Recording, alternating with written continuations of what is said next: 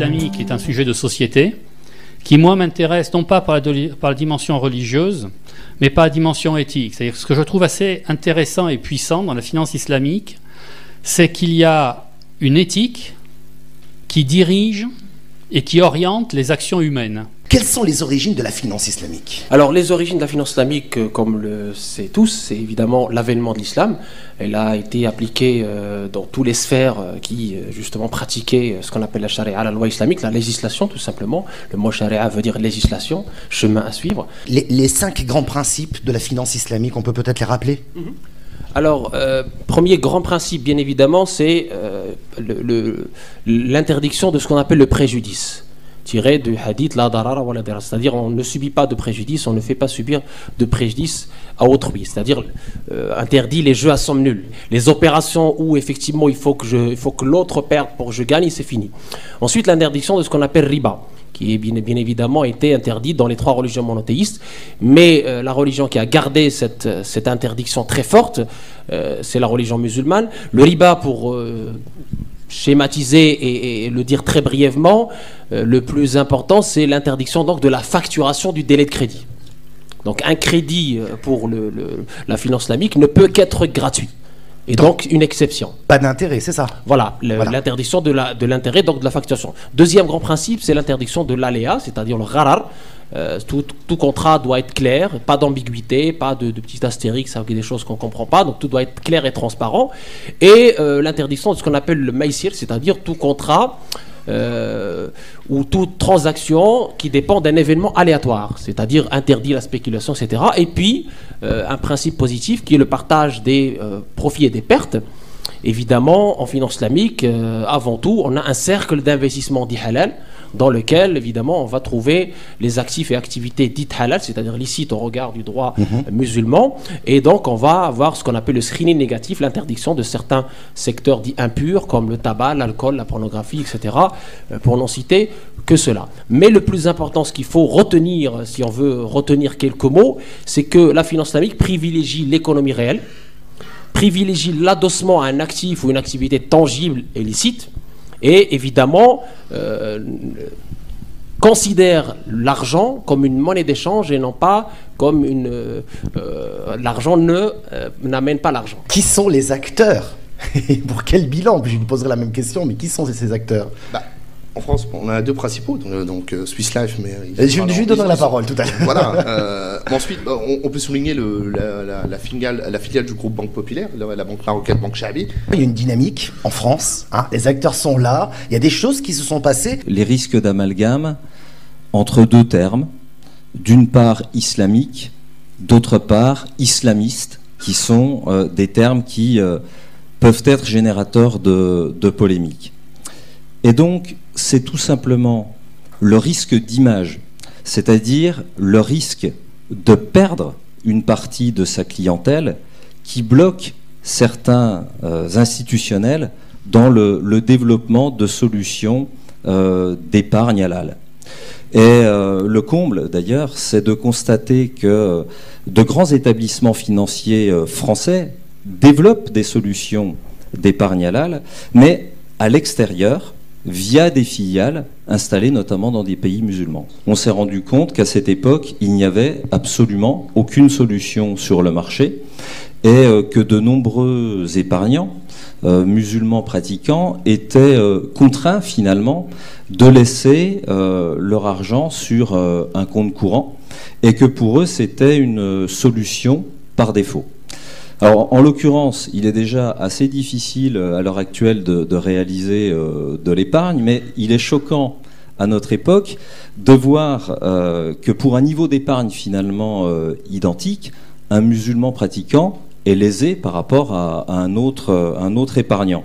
Alors, notre métier chez Swiss Life, nous sommes assureurs, c'est d'apporter effectivement des solutions en réponse donc aux besoins de ces épargnants. Et c'est plusieurs raisons très simples qui ont fait qu'on s'est intéressé au sujet. La première, nous sommes convaincus du besoin. Ça, c'est la première chose. La seconde, convaincus également qu'un marché existe. Les potentiels sont là. Et la seconde, une des valeurs de Swiss Life, c'est l'ouverture. Ensuite, pour nous, la finance halal est un compartiment de la finance éthique, c'est-à-dire une finance, j'ai envie de dire, noble. Donc une autre raison de s'intéresser à ce sujet. Et puis Swiss Life, c'est une compagnie d'assurance de taille moyenne, dynamique, réactive, et je dirais que dans ses gènes, il y a l'innovation. Et là aussi, ça nous a intéressé de nous positionner sur un marché qui faisait peur à beaucoup. Donc c'est vrai, on a osé. Et je terminerai quand même juste par une chose.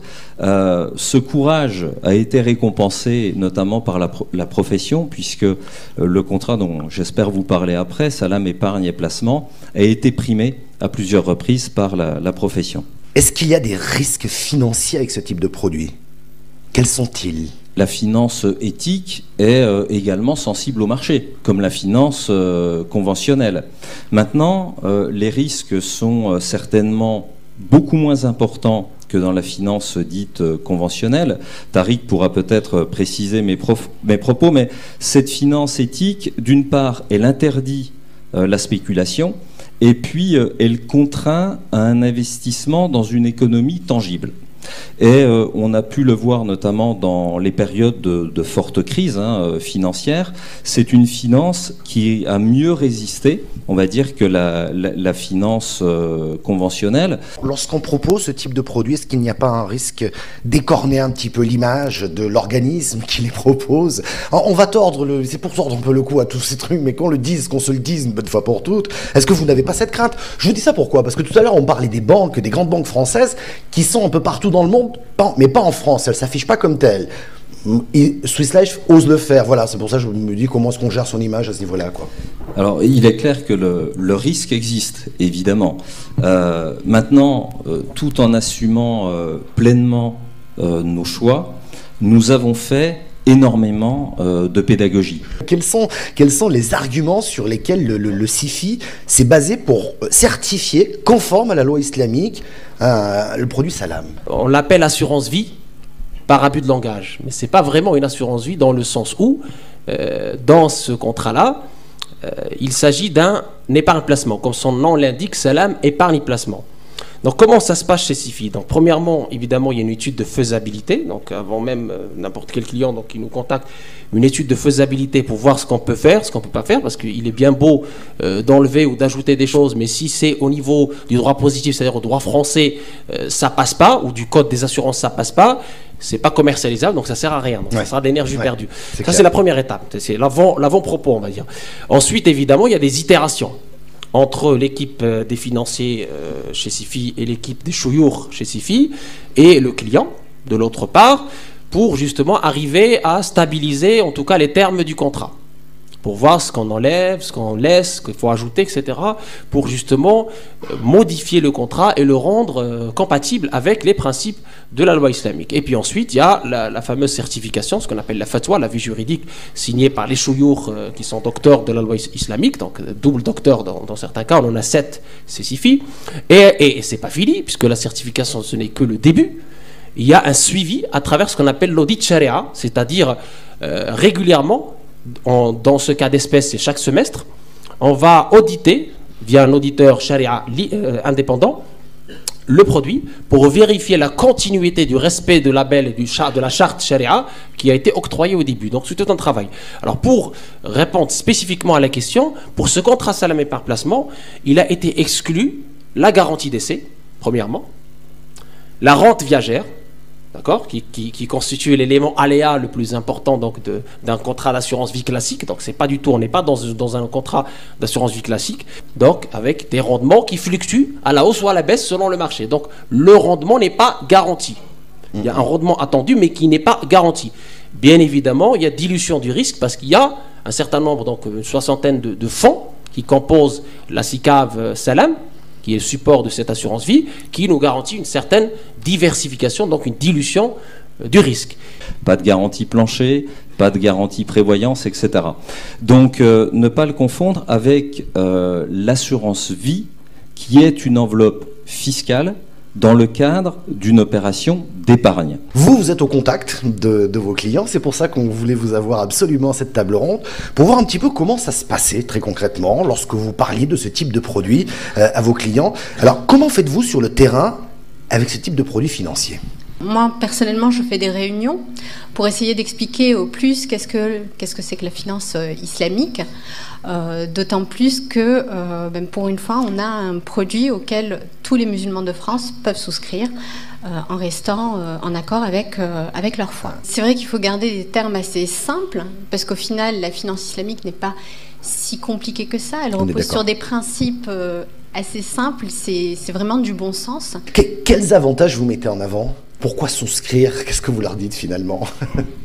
Alors, on a enfin une épargne rassurante parce qu'elle est certifiée par un organisme qui est reconnu, le CIFI en l'occurrence, avec des avantages fiscaux. En général, c'est ce qu'on recherche quand on fait une épargne.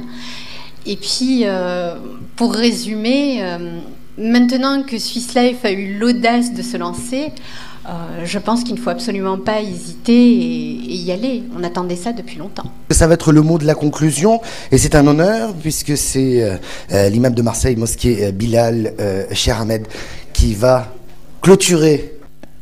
Donc je dirais bravo à Swiss Life d'avoir eu ce courage. Il faut le souligner. C'est très important parce que ce fut quand même une question d'image.